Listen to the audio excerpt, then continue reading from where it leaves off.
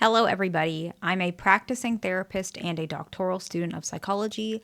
Today, we're going to talk about if somebody, particularly a woman, she has a father wound. She has what some people might call daddy issues, to which it may actually create issues with her interpersonal relationships, including her romantic relationships. Now, y'all, before we get into it, I just want to mention I had a pretty rough day at work today, so forgive me if it's a little bit disoriented, and all the research that I will be using will be in the description box. But let's go ahead and jump right in.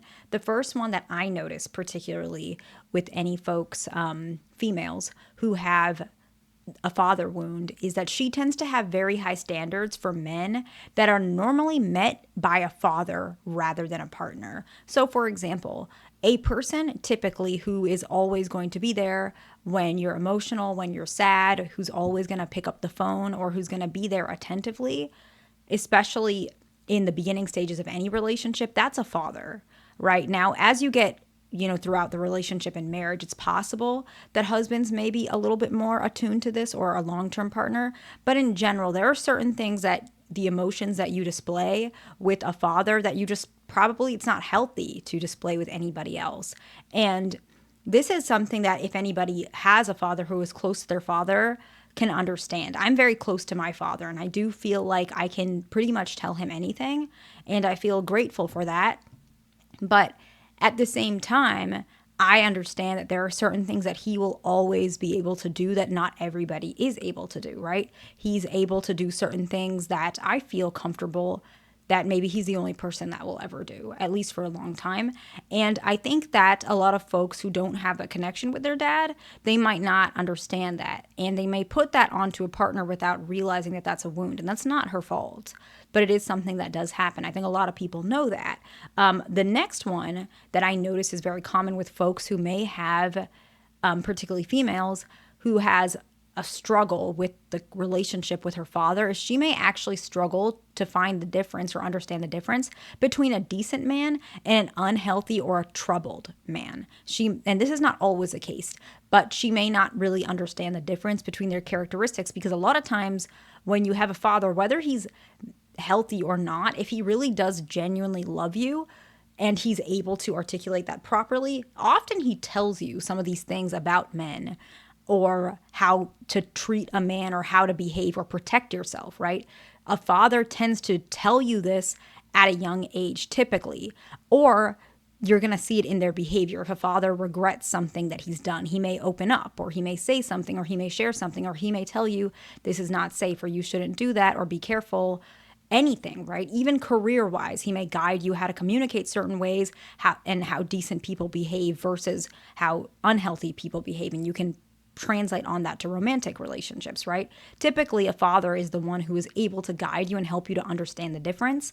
A man who is your romantic relationship, he may not necessarily be able to guide you in that way, especially if he is an unhealthy or troubled individual, right? And so this can be something that is unfortunate, because a lot of ladies don't realize that this is what's affecting her dating life. Does that make sense?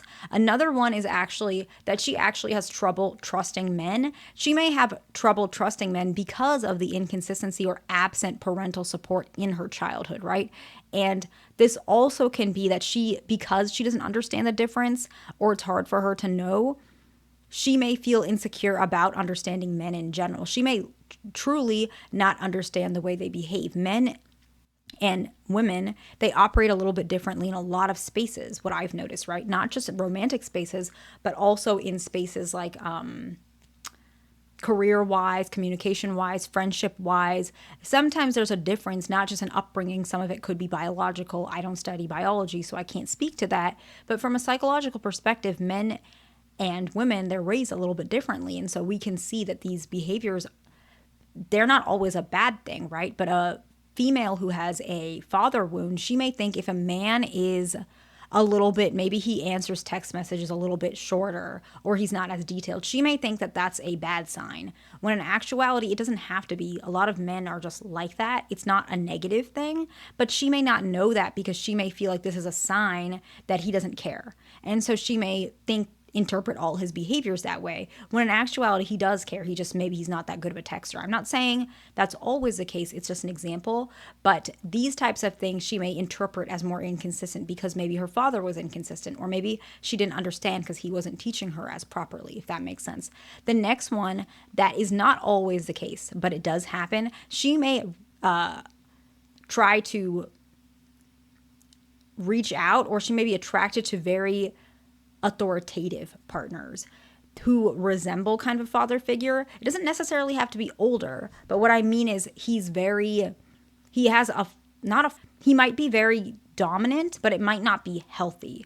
But a father can tell you certain things that, a partner can't necessarily say. A father can definitely tell you, hey, don't go out wearing that. If you're young, if you're a teenager, especially, don't wear that, right? Dads can say that, moms can say that. A partner, it can come across a little bit different depending, but they may seek out partners who translate those behaviors that a father tends to have, right? A dad might say, let's say you want to buy, I don't know, the new Switch. A dad will tell you, no, you can't buy that right now, right? But a partner, if you have your own money, it's a different dynamic completely. Your partner doesn't necessarily say, no, you can't buy that because I said so, right? A dad can say, no, you can't get that because I said so. That's done, right? Especially if you're younger, obviously, right? Not necessarily if you're an adult, but if you're like a teenager or a kid or whatever, dad can say, because I said not to.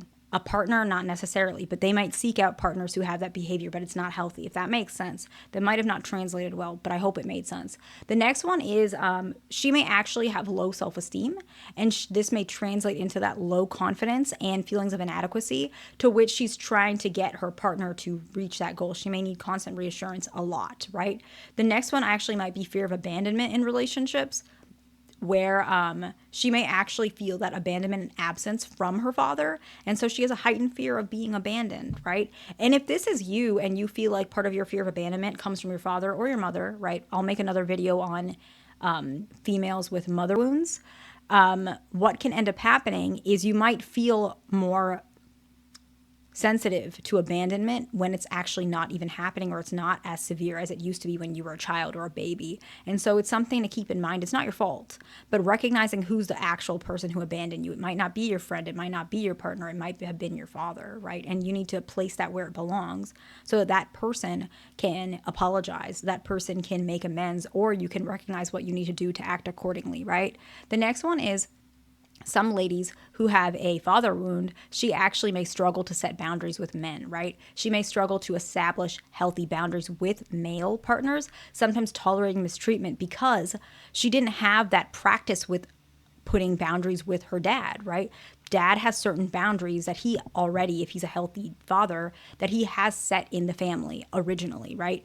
And she was able to learn what she can and cannot say with men in general. Plus, he probably taught her, but she didn't have that, or it was a little bit not obvious for her. And so she is unable to set those proper boundaries. The next one is similar to all of these things, but a little bit more in clarity. She actually has a tendency to enter unhealthy relationships and stay there because she's used to those early parental neglect and inconsistency. So she actually feels like it's normal. And so when she's with a partner who's dysfunctional, she may believe these dysfunctions in the relationship actually is normal, instead of another person who might think, what is going on? This behavior is abnormal. Let me exit. Let me have a conversation. Let me see what I need to do to readjust this relationship and realign it properly.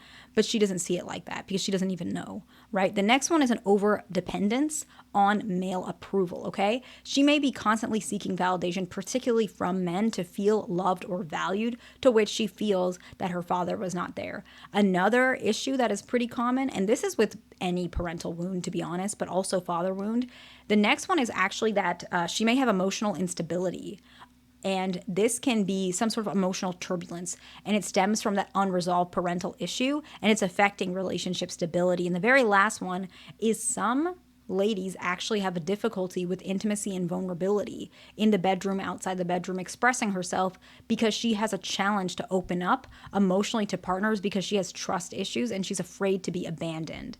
And if she mentions these things, she may actually feel that she may be rejected. And I don't know if I just said the other one was the last one, but I just remembered another one, which I think is really important, and then we'll wrap it up. Some of them have a rebellion or defiance against male authority.